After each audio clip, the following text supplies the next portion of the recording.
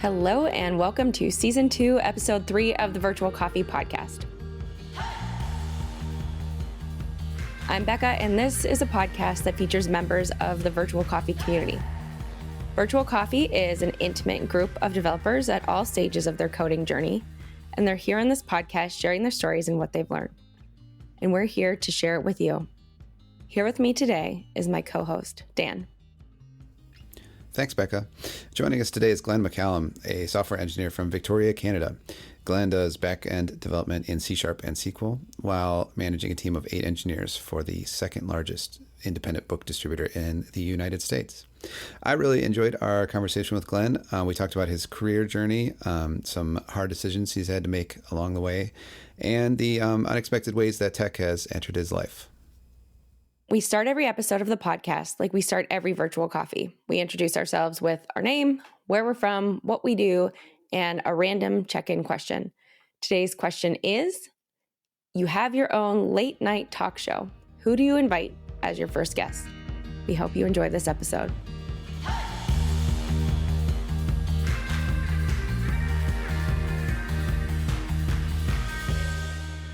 Hey, I'm Bekah. I'm from a small town in Ohio. I'm a front-end developer. And if I had my own late night talk show, I think my first guest would be Mindy Kaling because she does lots of different stuff. She's super smart and funny, and I think she would be fantastic to talk to. Yeah, she's really cool. This is really hard because there's just so many, potentials. Hi, I'm Dan. I'm from Lakewood, Ohio. I do front-end development. And if I had a late night talk show, my first guess, I'm just going to go with recency bias. We've been watching a lot of Brooklyn Nine-Nine, and Terry Crews is just like one of my favorite people. And he seems very, very cool and interesting, like in the real world too. So that's who I would have as my guest. Hi, I'm Glen McCallum. I live in Victoria, Canada. I'm still learning software development, but I have my own team. I manage a team of software developers. If I had my own talk show, my knee-jerk answer to this one was Mr. Rogers. Because Yes. I have such a special place in my heart for him, but at the same time, I didn't want to have like the awkwardness of a stranger. If I really got to meet someone, I wanted Rogers someone... isn't a stranger, though. So the name I'm going to put out there is a name you've never heard of. And it's Robert C. Gay. And it's someone I met by chance. He does private equity investment and dropped it all to do service and charity work in Western Africa. And I had this chance meeting with him and heard him speak. And it was absolutely riveting. So I'd want to talk to him for another full hour if I could. That's awesome. Yeah, I started going down the road of like actually interesting people, but that might not make a good TV commercial, and then like I don't know, I got very confused, so I just like kept it to celebrities. But this is another thing we just have a whole podcast, ratings. A whole hour-long episode just about some of these questions. That would be fun. Glen, thanks so much for being here. We are very, very happy to have you today on the podcast. So thanks for agreeing. We always like to get started with the origin story, where you came from and how you got to where you are. So just the short version of how did you get into tech? Well, originally, and this goes way back, I wanted to be a large animal veterinarian. And I went through pre-veterinary in school, and I didn't get into veterinary school. And there's only one veterinary school in Western Canada, and they get like 200 applicants and accept 20 positions. And so I was ranked low 30s, as I remember. So it wasn't too discouraging from that standpoint. But, when you're at that age, you just feel like you need to keep moving on with life. And so I had taken a computer science elective course. I'd taken 2 of them. And just because I thought you can't go wrong with some computer science. And I I didn't take like the computer science for non-computer science people. I wanted to take real computer science. So I took the year one programming courses, and I got A+ in both of them. And the school sent me a letter asking me if I wanted to join the computer science program. And it all kind of happened at the same time that I got this rejection letter from veterinary college and got this invitation letter to study computer science. And I was like, all right, let's do this. And so that was a transition moment. And that's kind of what got me started on this pathway. That is awesome. And well, you've been coming to Virtual Coffee for a while too. Do you remember how you found out about Virtual Coffee? Yeah, absolutely. I guess I have to credit it back to Jesse, because I heard Jesse on a podcast months before pandemic, and this interesting thing came out. It's called Moms Who Code, which just sounded fascinating to me, because I mean that notion where, I mean, your family still comes before code, but you still have that career integrated. Just, I mean, secretly, I want to be a mom who codes, really. And so I started following some Moms Who Code stuff on Twitter, and from that came this Virtual Coffee. And when it first came up, I thought it was for moms who code, and initially I thought, that would be really cool to meet some people, but I didn't come because I thought it was for the moms. And later on, I started seeing, retweets or lights just popping up in my stream from guys who were going to Virtual Coffee, and that's when I decided to join for the first time in August. Wow. I had no idea. That's the first time I've ever heard that story. So Jesse is my husband, who's also a developer. And Moms Who Code, I was really involved in that early on while I was learning and getting into tech. That's just very, very fascinating. There are lots of moms that do come, and it's nice. A lot of them bring their kids, and so we get to see kids and cats and all the fun people that come to Virtual Coffee. So very glad that you're here and you can hang out with the moms. Yeah, it was really interesting. I'd been looking for better friends. Is that a way to say it? I love this phrase. It's been attributed to different people. You are the average of your 5 closest friends. And so, I'd been looking for some better 5 closest friends to hang out with, and just not quite sure how to find them. And so after I came to Virtual Coffee. It was good. And I remember sitting here afterwards, that initial session, and I just felt sort of empty inside. And it wasn't that I realized what I was missing until after I kind of experienced it in that professional connection, that professional camaraderie with excellent people. And I've been coming regularly ever since. That is really awesome. And I think that resonates with so many people. And I think, having community has been super important in the last year, but also this community has been one of my favorite places ever for people, because I have a hard time making friends or talking to people because I can be really shy, and just having a group of people that I have felt comfortable around has been such a great part of not just the last year, but my adult life.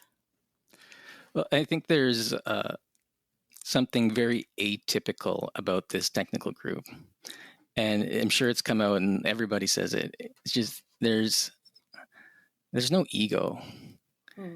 And nobody's judging or nobody's trying to prove themselves. And so often, I don't care what community, like Stack Exchange, it just seems like the insecurity comes out, and that's manifested in snarkiness and and put downs and things like that. But this is just really safe and supportive, welcoming. Yeah, that's nice to hear. Yeah, well, I'm not sure what your work situation was before pandemic, but I've been like pretty much remote for my whole career, and I come and go from, I don't know, searching for communities. I was part of like a meetup group early on, that like a physical meetup group. And then we moved, and I don't know, it sort of fell apart. And then, it's just so hard to find people to like be with, like when we don't have like, you're not going to an office with people, full of people, and, stuff like that. And I don't know, that's kind of how I've felt too. Like it's just been so nice to like this group, this group doesn't have some of those problems, and so it's my kind of group too, where I can just be comfortable and like, be myself, and not have to worry about the upvotes or the popularity contests or whatever that you run into lots of other places. I think the face-to-face interaction, augmenting the online discussion group interaction, it just changes the whole dynamic. You really do get to know these people. Yeah, there's something like really that invites vulnerability and intimacy when you do have that experience. Like you're seeing them, you're hearing their voices once or twice a week. And I loved how you said it in one of the breakout rooms on a Thursday session, where you were talking about like, this is like us sitting around a coffee table as friends, just talking. And that's just what it feels like when you're in the room with the people. Okay, so your career, obviously, it's been quite a journey. So not only were you going to be a vet, but you made a lot of like big career transitions. And I want to know, there had to be some challenges along the way that I want to hear you kind of talk about. I'd love to know how you felt as you were going through the challenge, and then now looking back at that challenge in retrospect, like how that's changed. Because like so much of the time when you're in the middle of that thing, it feels unbearable. And then once you get out of it, you can kind of look at it a little bit more objectively. So do you have any big moments you could talk about? We could talk about lots of moments. I kind of spent my first 7 years in enterprise healthcare IT. And there are some big transitions in that. My second 7 years were spent in more tech software development, straight up.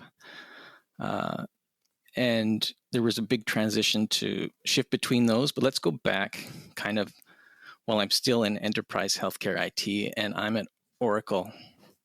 Because I think things went pretty smooth up until then. I mean, you graduate computer science. I was in the co-op program, so I already had work experience. I had a job offer before I finished school, and things just kind of start trucking along when you're on that kind of traditional track, which is nice. However, and I went to a big integrated healthcare network and did some big type of government work, which is really boring, but we'll continue on. And I got recruited to Oracle to work on their enterprise healthcare analytics platform, and got into that world of traveling. We had a dev team in India in addition to California. So there was like people working on these products 24 hours a day. I would essentially get up, have meetings to transition work back to me. I do my work all day. Well, my counterpart slept. And then at the end of the day, I would hand my work off to him and he would do it. Lots of travel to meet with customers, but over time, it really took a toll on the family. And I can remember, coming home to the airport, my wife picking me up and just breaking down and crying on the way home, really hard on the family. I can remember my second child would hug the computer and be like, "Good night, Daddy," because I would talk to them on Skype And as well as I wasn't liking the person I was becoming, in terms of kind of that environment of traveling, eating in nice restaurants. At least I started to get a certain expectation of how things should be. And when they weren't that way, I just wasn't very nice. So I was at Oracle for a couple of years. It was actually the day my third child was born that I decided I was leaving. And there's not sure what to call it, law or program in Canada where you can go on employment benefits at the birth of a child, regardless of paternity and maternity. And so I registered for that program, and it gave me a year of minimal income. Wow. and left Oracle. And that was a major shift for me because I really didn't know where I was going at that point. Towards the end of that year off, and I did various things on that year off that we could talk about if you want. I finished building our house, I landscaped our yard. I was just going to ask if you took the whole year. That's awesome. It gets really boring if you're just sitting around. Although, yeah, there were some complications from that birth, so I was really glad that I was there and available. Towards the end of that year, I tried to get into some consulting work, but I found that my contacts and experience took me into a enterprise type consulting world, which number one was leading back to travel. Number two, it's really hard to financially weather the cycles of enterprise consulting payment. And maybe you've tried that, maybe you haven't. It takes, from the time you have an agreement, it takes a month to get legal review on the contract. After the contract gets legal review, it takes a month to get a billing number set up. And so that's like 2 months from actually getting a deal hammered out before you can start billing. And then there's, submitting the invoice and just kind of waiting indefinitely for payment to come. So it was, and having been at the kind of the tail end of a year of time off, it wasn't very comfortable to financially weather that. So I ran back to the hospital where I worked before and got a position there, which is very senior, but it was an interesting time there. Times had changed there as well. And I was back there for another year, and they were in the process of negotiating a big vendor agreement, $150 million contract for consulting and software services to roll out across the whole health network. And when that got signed, I just didn't feel there was a place for me there, because those types of services that I could offer would be just come through that consulting agreement. And I was just feeling bored. Yeah. And so I had a friend at a sort of an established startup in Victoria, and I had seen postings for that company come up regularly when I was cruising around, and I just asked him if he was happy there. And he said, yeah, they treat me pretty well. And so he put me in contact with his boss, who I also loosely knew. We had lunch, and it was a done deal. And that's what got me kind of back onto the software development track from the enterprise healthcare IT track. That's wild. And I think, you talk about this all so calmly, but those all seem like really huge decisions to make. Were you ever freaked out about those decisions? You had a kid and your third kid, I think you said, and then you were like, well, I'm not going to do this anymore, right? I don't think I could handle the birth of a child and leaving a job at the same time. Yeah, now that you point it out.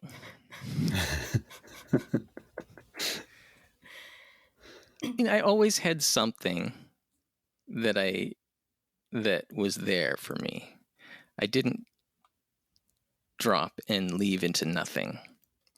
So, I had a runway and I had a set of contacts when I left Oracle. And I didn't leave the hospital the second time until I had another job in place. Yeah. So it wasn't like I was just taking a leap of faith here. I know. I totally get that. It's just transitions, I think, can be so difficult. And so for me, it would require a long stretch of second guessing myself as to whether or not that was a good decision. And it wasn't without emotion, I'll say that, especially the transition back into software development.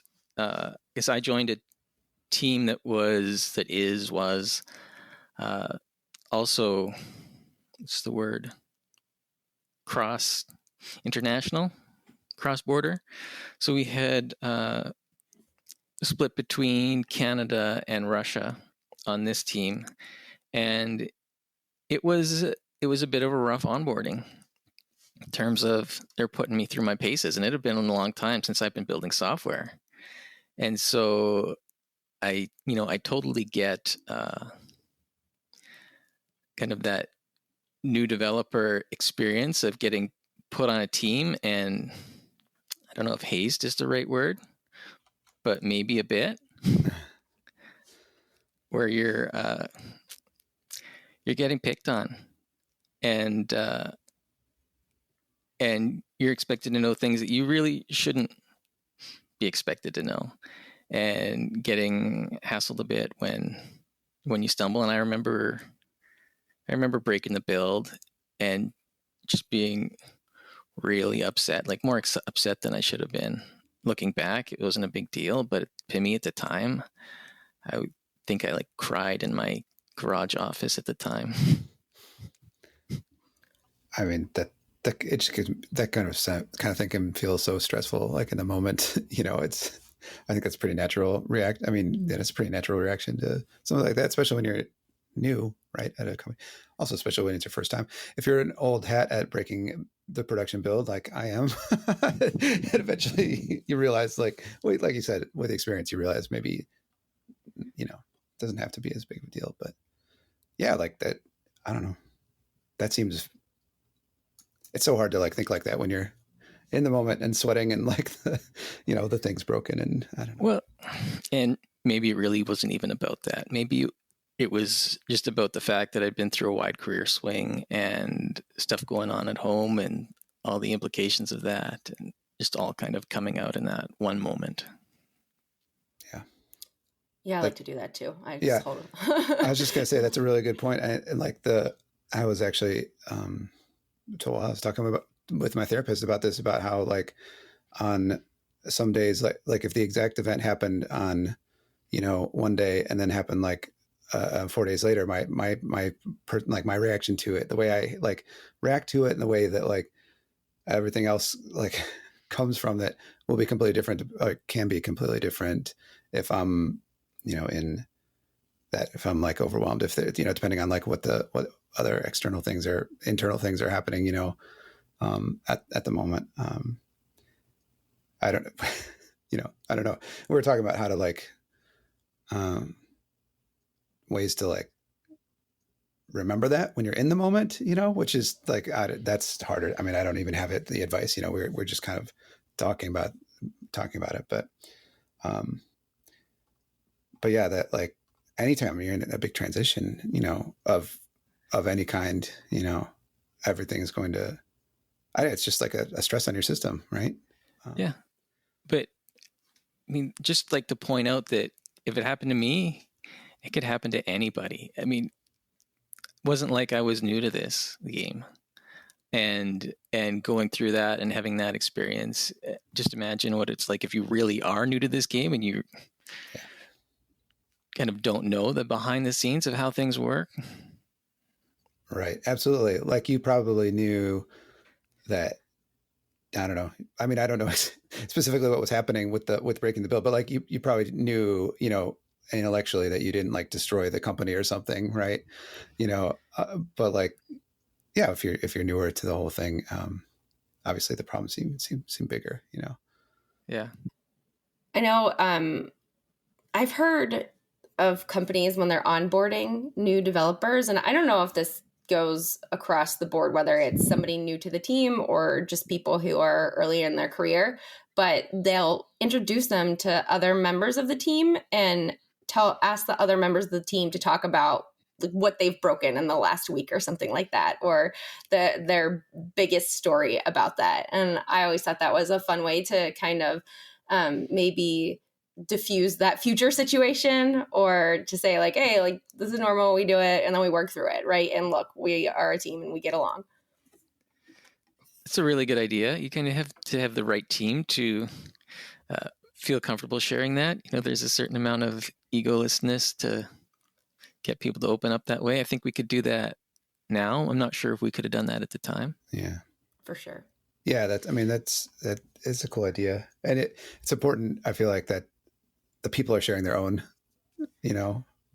moments of that, and it's not like somebody saying, "Oh, this guy messed up here and this guy messed up here." So like pointing it out for somebody else, right? That would be really bad. That doesn't seem as good, right?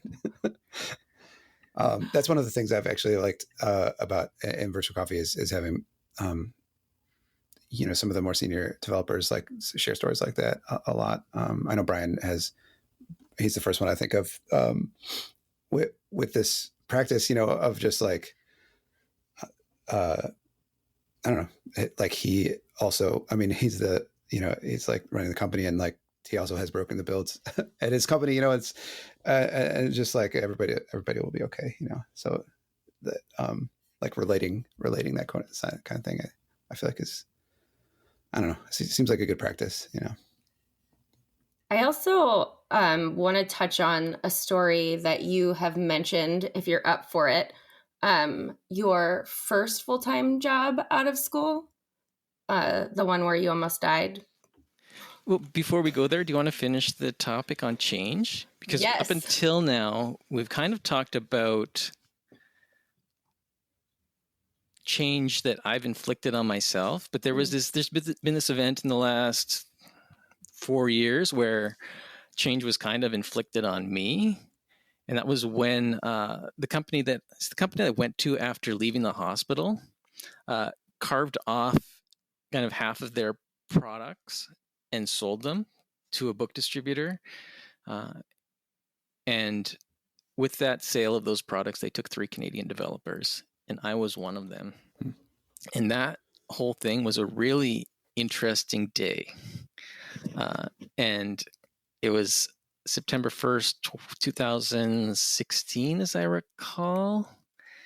And for weeks, there'd been kind of a oddly placed random status meeting on our calendar for that day.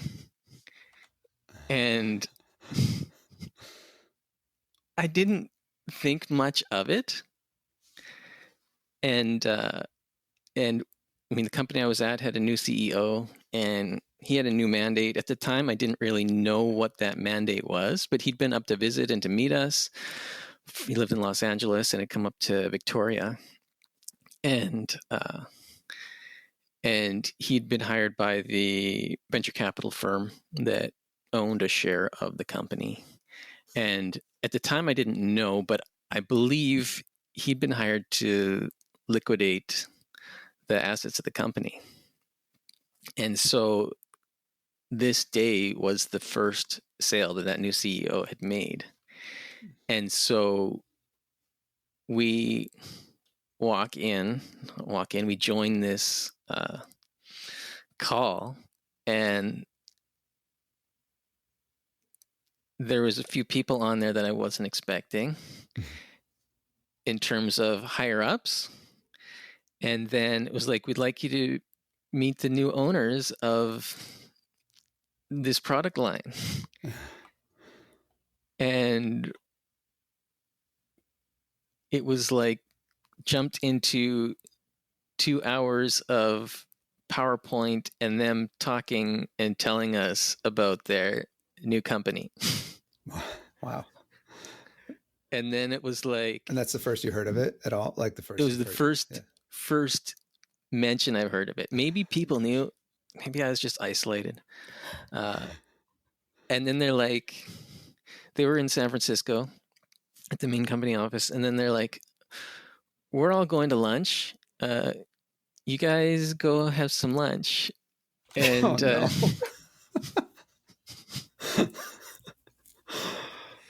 and at the time, I don't remember if they were specific about who they were keeping. And like, we, of course, got off that call and all of a sudden got back on another call, like the secret call, where we kind of like are venting and debriefing about this whole thing. And later that day, I got a letter of offer for a job from them. But I mean, it didn't, just the way, I mean, they're good people trying their best. But the letters of offer weren't quite squared away in terms of what our current positions were and what our benefits were and things, which is fine. They made good on it. They matched everything. So stand-up job for them. Over the next couple of days, they did that. But I, like, not going was not an option for me. I went to my boss, the same one who hired me 2 years earlier. And I was like, so what are my options here? And he was like, if you don't go, we're laying you off. Yeah. Wow. And but you know how these things are, right? Because at the same time, they had job postings. So it's not like they didn't need people. They were hiring at the same time, but also learned things in hindsight. The team that they took was part of the sale. They didn't want just the product. They actually wanted to acqui-hire a software development team. Yeah. And so that boss, in good faith on that deal, could not have kept me because it was part of their deal they had made between companies. Right. Onboarding us, I would say, I mean, technically it was hard because we had shared repos, shared libraries, shared infrastructure, shared continuous integration with the whole other product line. So it took us months to kind of tease all these products apart and get kind of our side of the fence located to a new data center. And even then, I mean, the initial hardware that was spec'd wasn't quite adequate, and so it wasn't quite running right until we got some new hardware in place. I learned, this is a software developer, having to take over some infrastructure planning roles, because we had a whole infrastructure team at the old company. At the new company, we didn't. And they're like, Glenn, you're in charge of this. I'm like, okay, we'll do it. But yeah, I think it was harder on their IT team because they wanted software developers, but they had kind of a smaller IT group. And then they brought us in, and we're a bit more rough and tumble in how we work together. And we may have overran them a little bit with just our way of doing things, which was good because it's all following software engineering best practices. But I mean, back to my onboarding experience a bit. Just a little rougher with each other than some other teams can be. It's not like virtual coffee. Man, that's pretty crazy. Trying to integrate like a new team into an existing team, And like, surprise, and you're also on our team now. right, yeah, the idea of being I don't know, an asset in an acquisition, basically, without your knowledge. It's an interesting experience. Yeah, I'm stressed out hearing it. All good people, all in good faith, and by no means was it anything shady going on there. Nobody was trying to hurt anyone else, but just difficult change thrown upon you. When at that time, like when that transition happened, were you still more of like an individual contributor, like in that role? Yes, it was. So it was after that. So because I know now you're managing a team. So did that kind of happen like organically over the preceding? I forget where we are in the timeline, but like in the years after that. Yeah, I mean, about a year after, there was a software development manager who came over as well with that. And about a year after we got the infrastructure migration complete, they announced they were leaving. And I was offered the position at that time, I think mostly because of my roles I'd had kind of back in healthcare IT. Yeah. Because I mean, that's a choice too. I mean, did you have to think about it? Like when they offered it, were you, I mean, I assume that. Well, yes, I did. Like, I mean, like, right. Traditionally that sort of offer will, be like a raise and everything, a new title or whatever. But like, it's a different ball game, right? Moving to like talk on this. Well, I mean, for the listeners that don't know, like Glenn did a lightning talk on this transition for our lightning talk round in February, and it was very, very good talk, and the talk is on YouTube, so we'll link to it. But one of the reasons I was very excited about having you here was to like sort of have you dig in a little bit more, because it's such like a well, I don't know. We've been just talking about transitions this whole time, so I don't want to say like, oh, it's a huge transition compared to a lot of the stuff you've gone through or anybody's gone through. But like, it still is as a career choice, I think it's another different sort of transition, because I mean, I went from kind of a team member to team owner. Can we some respects. Sorry, I just want to pause for a second and see if you can define the difference between IC to engineering manager. Define the difference between that. I mean, it's in terms of the work I do day to day, or in terms of how it felt. Well, you can go with both. I just want to make sure that listeners understand what the transition, what that means in terms of your role and expectations, and I guess how you feel plays into that for sure. A lot of that can depend on where you are. Where I am, that took me into a kind of a whole new leadership layer that I didn't have any access to before.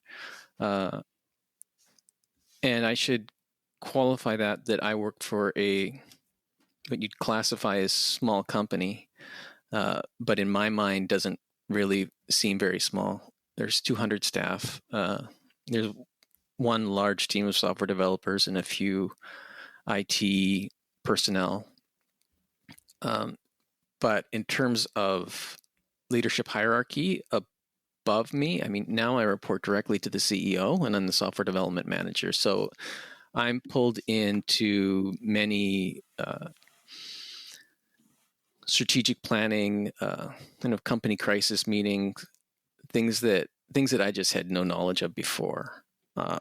And I mean, that's kind of the tightness of my team going through that acquisition, and having been together through that, I mean, we didn't keep secrets. That was our policy. No secrets. No matter who it hurt among us. I mean, we're trying to hurt anyone else. The policy was you had to tell it.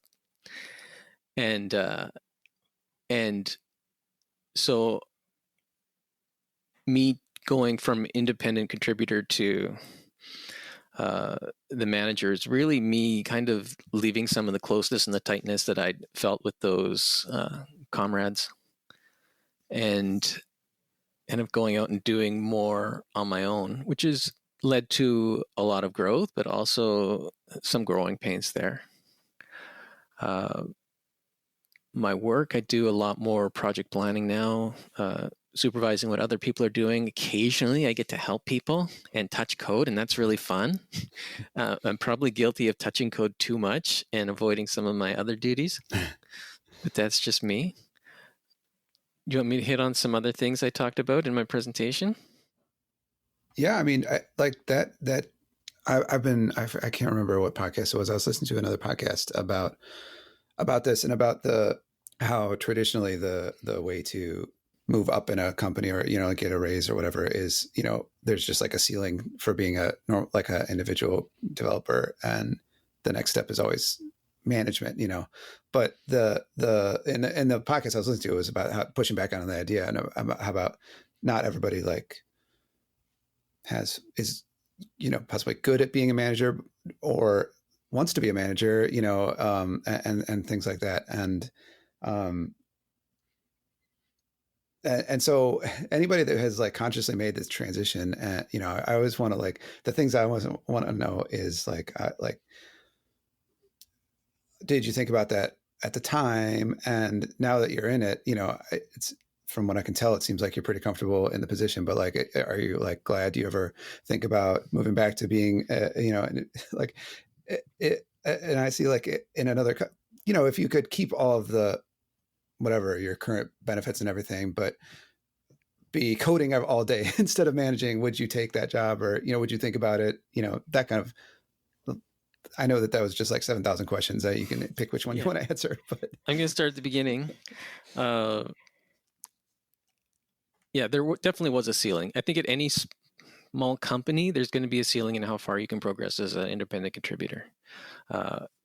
Oracle is different. Oracle had career tracks for software development. And you could go all the way up through the levels, almost to the top as an independent contributor. I mean, there were ceilings that you're not going to go to the executive layer. Moving from independent contributor, you had to go through the management track to get kind of up past that, but you can go a long way as an independent contributor or Oracle and get very good income. But at this small company, I mean, there really wasn't any place for me to go. In fact,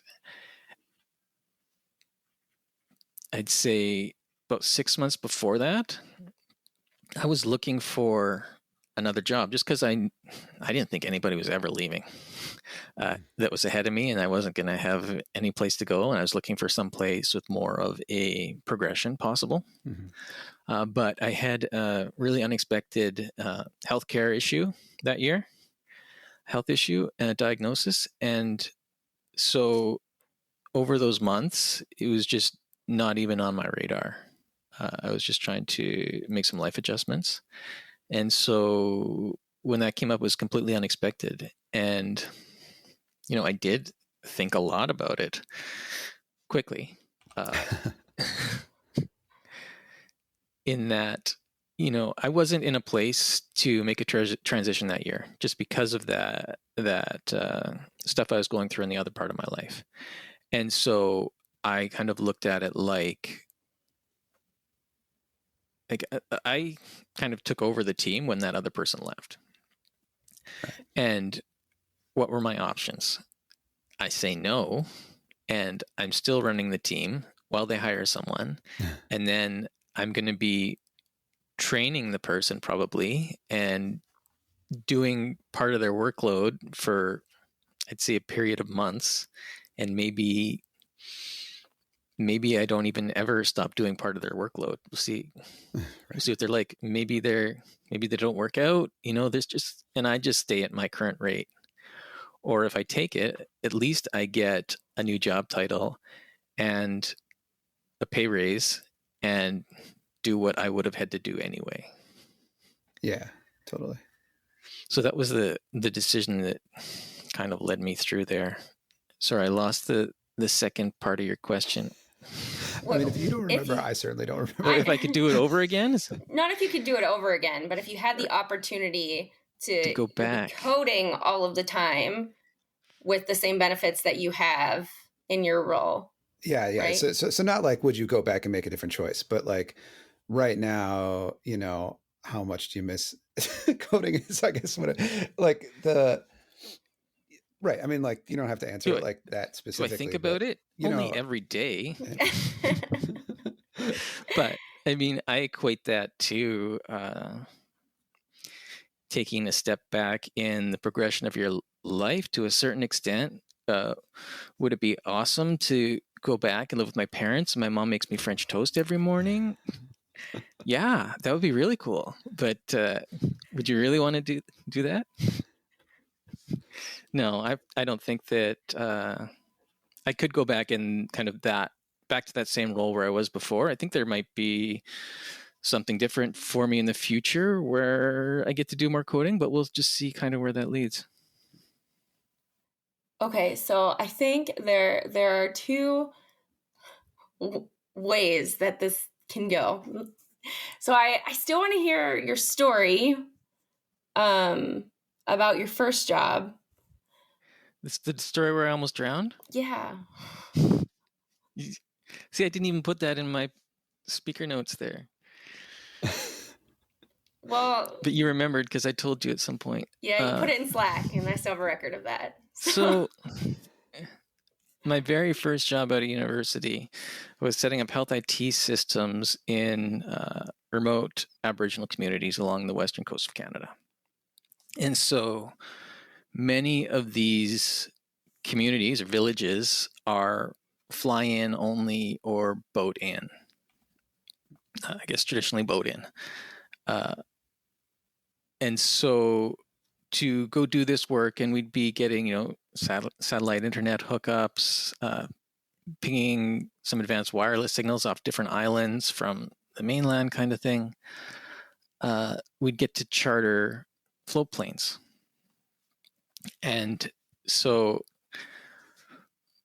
to this day, if I get on a float plane, I fall asleep because I had to leave my house. I'd drive for 2-3 hours. It'd be like 3:30 a.m. I'd get to the float plane dock at 6:30 a.m. We'd get on a float plane. We'd fly for 2 hours and get to our destination. But as soon as I hit the float plane every morning, I was just out. But the company put us through this, it's called egress training. And what it is statistically, any plane crash is like, I don't know what the percentage is, super high percentage to happen on landing or takeoff. And the creator of this course survived a plane crash himself on the Fraser River in Vancouver. And after that, the RCMP started calling him in to help investigate other plane crashes, especially on water. And what they found was that everybody was surviving these crashes and getting trapped in the plane and drowning. And float planes float. So these people were drowning like only a few feet below the surface of the water because they couldn't get out of the plane. Yeah, because it's upside down, right? Or the pontoons are... The plane inverts. Yeah. The pontoons hold the plane up. And so he created this course to teach people how to exit inverted submerged planes. And so I was put through this course, and the way he did it is he had a 4-foot deep hotel swimming pool, and he had built this fuselage with seats in it and doors and windows, and they strap you in the seat, and essentially like dump you into the pool upside down. And I mean, it happens in stages. So, I mean, first you practice getting yourself out and getting your belt off and memorizing where the door handle is and where your hand positions are, or kicking out a window. And then, I mean, it leads up to you dumping this fuselage thing in the pool upside down, and you have to get yourself out. And there's actually a smaller one too as well, that it's for more advanced, this little cage thing with doors and windows.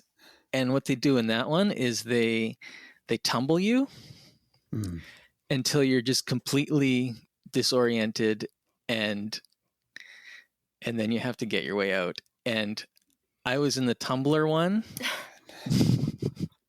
and got out, but I just had no idea which way was the surface of the water, kind of thing.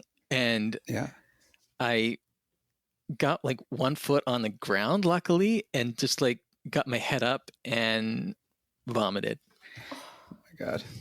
I took in water, and I can see how people drown. I learned a lot in that moment. Yeah. So that was like two things. One, I would never have expected for my first job in tech to have to experience that.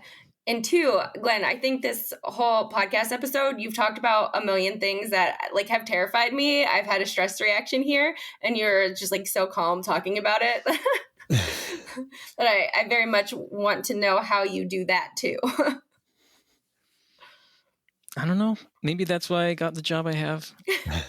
We just figure it out, start moving forward. Take things as they come. Yeah, and I want to touch too on, okay, so you talked about you faced a challenge a couple of years ago, and that was kind of part of this decision-making thing, right? And so I'm not positive about what that challenge was, but I think that maybe that has to do with your diabetes diagnosis. Is that true? That's true.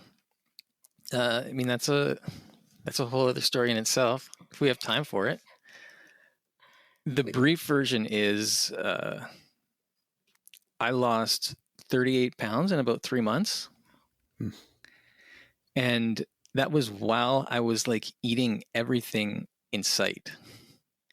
I would literally like go to the grocery store at 10 o'clock at night because I was hungry. And I mean, to anybody familiar with type 1 diabetes, this is really kind of stereotypical behavior. Other symptoms kind of went back a few years. It had been progressing. It runs in my family. My grandfather had it. My grandfather died of it. And so, you know, I drink 1.5 gallons of water per day. It would be like, you know, a 1 liter bottle of Nalgene. I'd be like, I just need a little drink of water before bed. And I'd drink the whole thing in like 10 seconds. So made a doctor's appointment, and the doctor knew. And it's quite unusual to get type 1 diabetes as an adult. Normally, there's kind of 2 ages that are common to have an onset of type 1 diabetes. One is around 5 or 6 years old. The second one is late teens, 18 to 20 years old. You can have an onset, and I was a bit older than that. And so they sent me to an endocrinologist. You get all these tests. And I mean, the interesting part about this whole story, they gave me needles. It's all no fun. And I had to learn how to use it. But is that I got introduced to this idea of an open source artificial pancreas. And this is a really amazing community because the open source solutions have far surpassed what's available commercially. And this is the term is called "We're Not Waiting" if you're looking for it on the internet. And it's actually, I believe, driven by parents of diabetic kids who build software and have made an incredible set of open source tools for advanced diabetic care. And so there's kind of two main components to this. One is it's called the continuous glucose monitor, and it's like a sticker that gets stuck on you with a Bluetooth transmitter on it, and there's a little filament of wire that goes under your skin, and it continuously monitors your blood sugar levels throughout the day. And you get that from a company called Dexcom. That's where I get mine. There's a few. And then you have an insulin pump, and it continuously microdoses insulin throughout the day to maintain your proper blood sugar level. And the crazy part about this situation is that these are made by two different companies, and they've never actually got together and figured out, hey, I can sense the blood sugar level and you can dose the insulin. When I eat, if I'm just using a straight up insulin pump, I have to, count my carbs and program how much insulin to give myself. Or if I'm going to exercise, I have to reduce my insulin level ahead of time, or else I'll need to eat sugar because exercise burns sugar. So what this open source community did is they built a bridge between the two with university researchers as well. And so my phone, the software running on my Android phone, acts as a kind of an artificial intelligence bridge. There's a certain algorithm of analysis in there that senses my blood sugar levels and automatically adjusts my insulin dosage levels. And like I said, the crazy thing is that this couldn't have been figured out by industry. They couldn't have talked to each other and done this.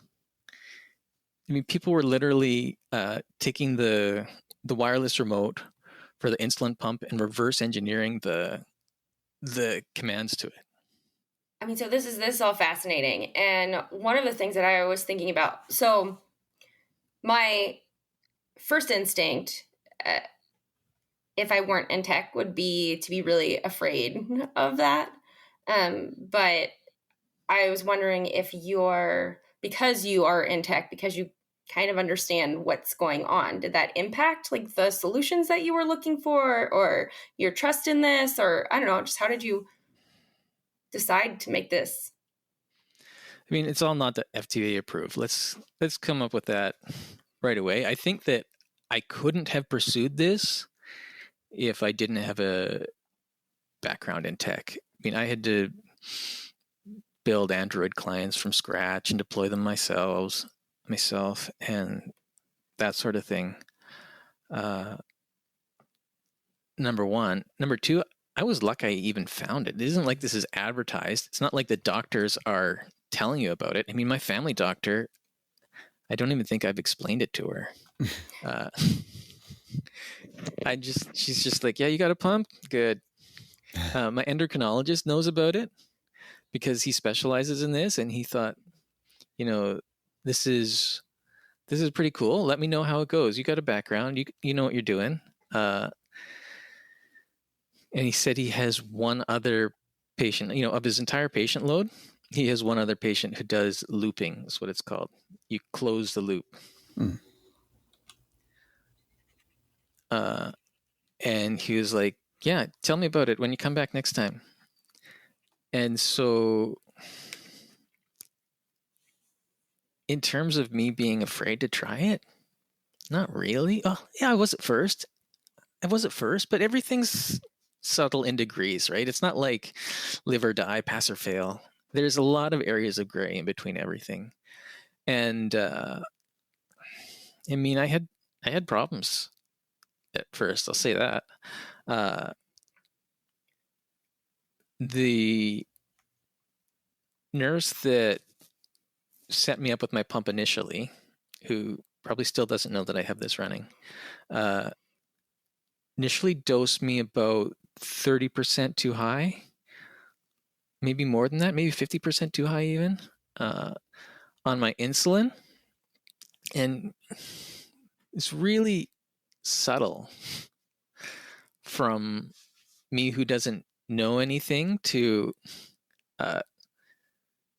tell that necessarily, because there's and that's my kind of constant level throughout the day. She dosed really high, and it's mixed in. I'm giving myself other doses when I eat, so it's really hard for me to tell that base level was too high, and so I had problems with my algorithm setup based on that for 6 months maybe. And I say problems, what's the solution to the problem? It just means I got to eat. And so luckily I have a constant monitor, and it has an alarm that tells me when I need to eat. But there's a book that the endocrinologist recommended I read initially, and that was like months before. And so I started reading this book one day, and it started giving me these protocols to actually determine my correct levels. And I did them. It involves a lot of fasting and pricking your finger every 2 hours, even throughout the night. And that's how I got my correct base level figured out. And once I got that, things started to go smoother with the artificial pancreas feedback loop. Yeah, that's crazy. It's tough too when the kind of thing takes time to figure out, and it's also like your health, like your body, and it's just so hard. I don't know. I never really found someone to talk to about this. I'm still going at it by myself, and it's one reason why I bring it up sometimes. Is like, if there's someone else struggling with this, I want them to talk to me. The docs, let's just say open source docs, is enough said there. But they tell you, and there's like a gajillion settings on this thing, and they tell you kind of give you an explanation of each setting, but they don't really tell you how to know what to set it to, like how it applies to you. And so there's been a lot of trial and error there on my own part. It goes on every week, every day, trying different things, trying different settings. And I don't have everything dialed in yet, but it's like way closer than it was. So, I still consider myself lucky to have stumbled on this, number one. Number two, lucky to have the technical knowledge to even get it running by myself. And number three, like the effectiveness of the treatment using the open source system is light years ahead of what is available through traditional medicine. Like, there is absolutely no comparison, not even in the same ballpark. So hard to like imagine. Yeah. Right. And that's what's so frustrating. I don't know. The healthcare industry is one of the things that frustrates me the most for like exactly this reason, right? Like, there are things that they try that we treat people over and over in the very same ways that are not accurate or not the best ways. And then newer and better ways aren't pursued, or they just take so much time, or just doctors don't even know to offer them. Right. And so then there's just, I don't know, my inner rage comes out when I talk about this because it's not fair. Like, we're letting people down by not pursuing these different ways, or the most exciting way, or whatever. Like, maybe you're not going to make headlines for doing this thing, and so then nobody pursues it. But oh gosh, put like insurance companies in that mix. It's the worst. Like, I'm in the middle of that right now, and it's just such a shame. And that's why, I'm really glad that you talked about this, because, hopefully one person hears it and they tell another person. And just, I think even sometimes knowing that there are options out there that you haven't stumbled upon is enough to provide hope for somebody who's just like going through a really rough time with it, you know? Yeah. And I mean, it's quite humorous looking back. There's, even if you have a child who's diabetic, there's great monitoring tools that have been built in. So, I mean, I monitor myself, obviously I'm able to do that. But I mean, this is all internet enabled through cellular data. If you have this on your child, you can be monitoring constantly. If they're not managing themselves, you can manage them remotely. If it's a small child, we set this up initially. For me, it seemed like a good idea because I do a lot of work outside by myself. And this is, I mean, in that initial month when I was first trying this, and I had monitoring set up to my wife's phone.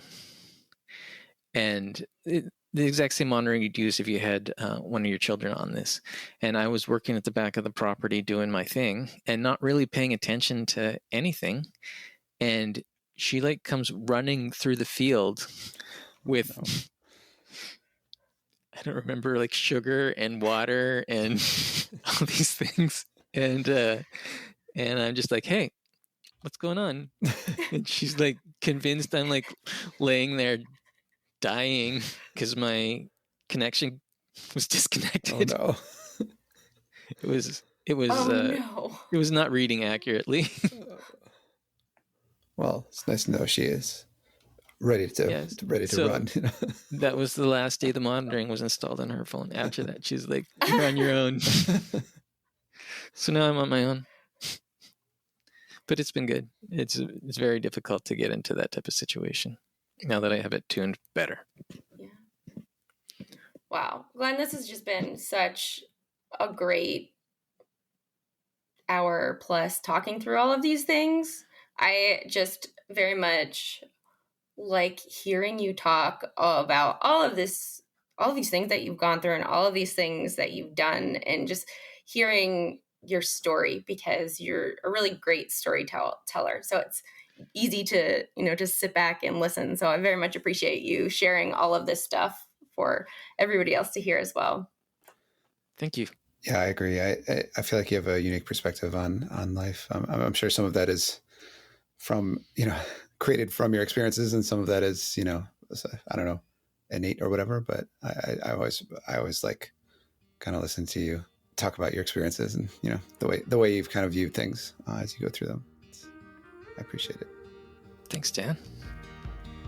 All right. Well, that's our episode for today. We will put some of those links in the show notes. And again, thanks so much for being here with us, Glenn, and we'll see you soon.